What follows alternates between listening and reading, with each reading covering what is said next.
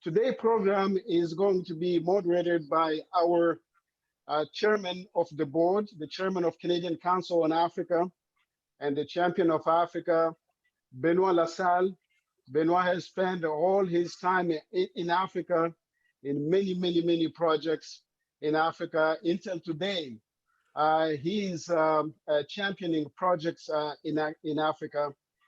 He is executive in many boards, all the project, all dealing with Africa. So we are very excited to have Benoit to be the moderator of this event today. And now I will hand over to Benoit Lassalle. Thank you, Nola. Thank you very much. Welcome, Mr. President. It's a pleasure to have you with us today. The President of Niger, President Issoufou, has been a leader of the African continent and is the leader of the African Continental Free Trade Area. So it's a great pleasure to have you with us today. As Nola said, and all the ambassadors, the African ambassadors in Ottawa and all the Canadian ambassadors all over Africa, a warm welcome this morning to participate to this webinar. The Canadian Council of Africa is pleased to host this important conference in collaboration with AeTrade Group towards an integrated market in Africa and opportunity for Canadian business as part of COVID-19 economic recovery. We all know that business will never be the same. What we did pre-COVID and will be totally different now. And the African continent is now standing together, standing strong as a unified market. And I think this is a very important element of the post-COVID recovery. Since its creation in 2002, the Canadian Council on Africa mandate has been to promote trade and economic development between Canada and the African continent. I have personally been doing this for 25 years. My group, we have invested in more than 10 countries in Africa and are operating still in more than 10 countries.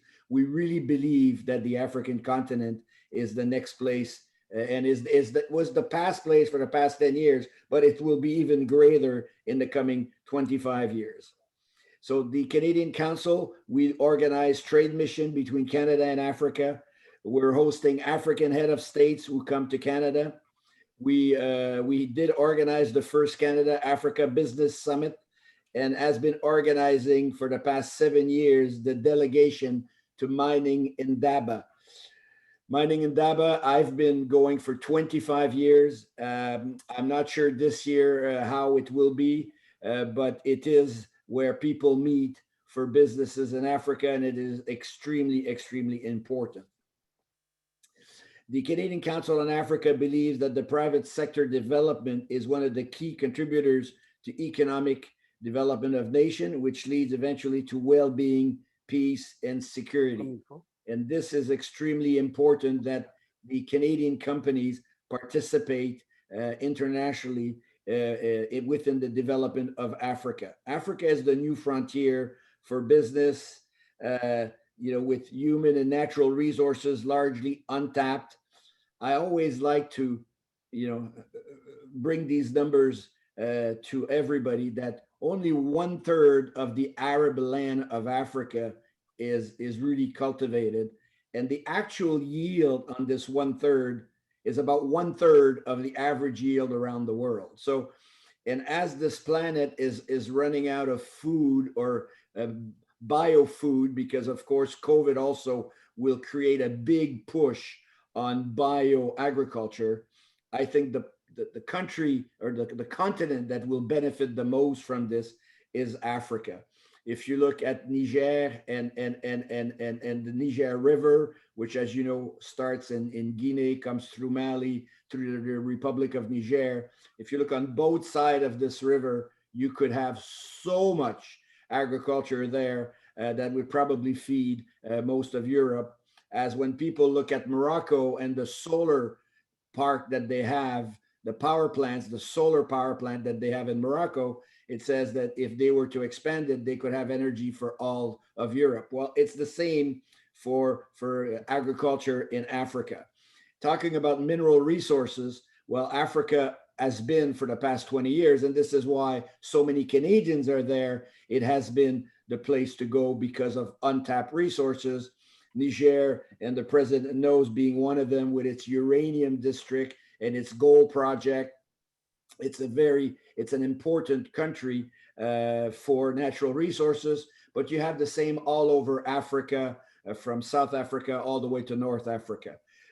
There's a revolution happening at the moment in electrification of transport. It is happening. I'm sure all of you have been following the Tesla announcements on lithium, nickel, cobalt, graphite, and that is happening as we speak.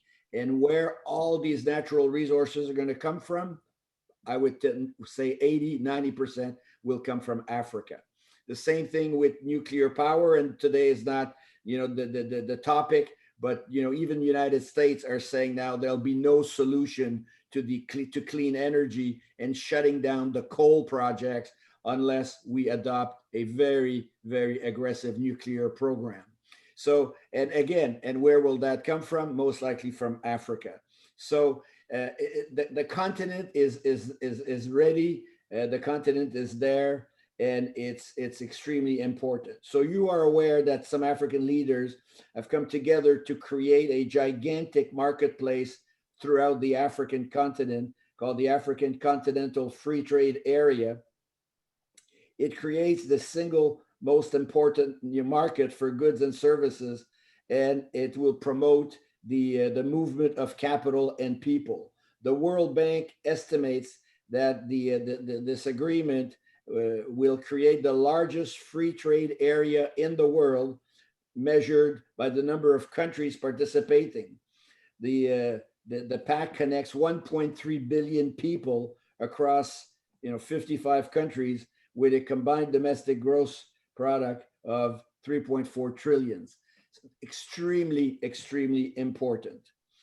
Canada is a friend of Africa. We have been for many, many years. We bring technology, we bring know-how, we bring capital as well to develop Africa. And we do it in following the ESG principles, which is extremely important if the Canadian companies want to develop abroad, to follow the ESG principles.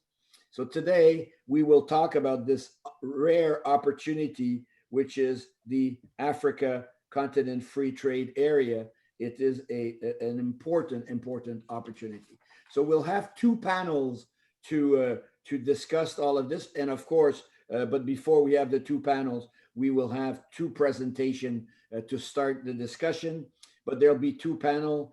The first panel will be harnessing political commitment to implement this Africa Continent Free Trade Area during post-COVID. So that will be the first panel.